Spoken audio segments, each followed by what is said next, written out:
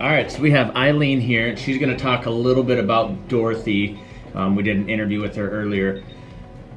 Not only, right, has Dorothy dropped a bunch of inches, dropped the weight, moved around, had the mobility, but I want to get more Eileen's side because she's went to church with her forever. She knows her outside the gym.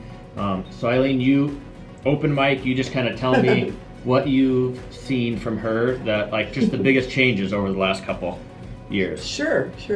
I've known Dorothy, like you said, Kyle, because we go to the same church, and it's interesting because I sing in the church choir, and we sit up at the front of the sanctuary, so we actually watch everybody come into church and kind of whatever, that's a church thing.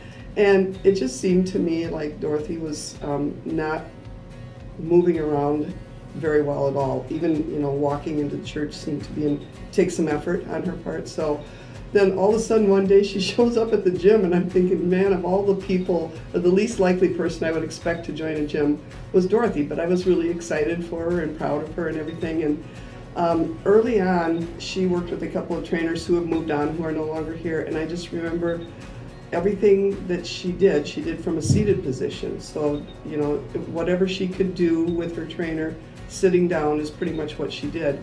And then when you started working with her, Kyle, all of a sudden you were like putting her on equipment that I have a hard time getting on, and everyone does, like that leg press machine when you get into it and you have to get back out. It's a lot of work, and man, she just kept trying and did everything you asked her to do. I remember that big, I call it the cube, that thing that turns over to different heights, and that you would turn it to the highest height and have to help her sit down on it and then take her hands and help her stand back up again. So I mean, she was coming from a long ways back. Yeah. And, I just watched her slowly progress, and I tried to encourage her, and she always has a smile on her face, like, she's happy to be here, and maybe she's proud of herself, as she should be, But one day I was working out with the 8 a.m. class of women in the front room by the front door, and it's a large group class, and we meet every day. And I look out on the parking lot, and I see you jogging with Dorothy. I mean, Dorothy was jogging, and I had to stop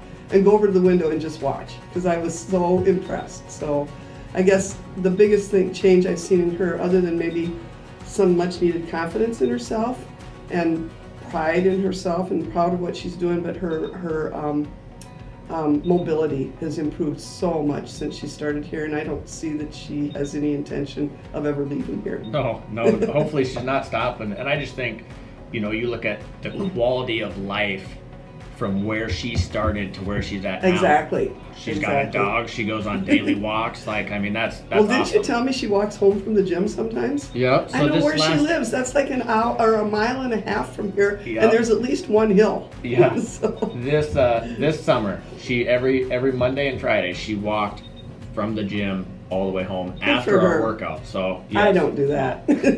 No, I appreciate you talking about her. I knew that you knew on a personal note, and so I wanted to at least get, because she was really humble when she did hers. I'm sure she was. That's what she's like. She deserves more credit than she gives herself. So. Absolutely. Thank you, Eileen. You bet.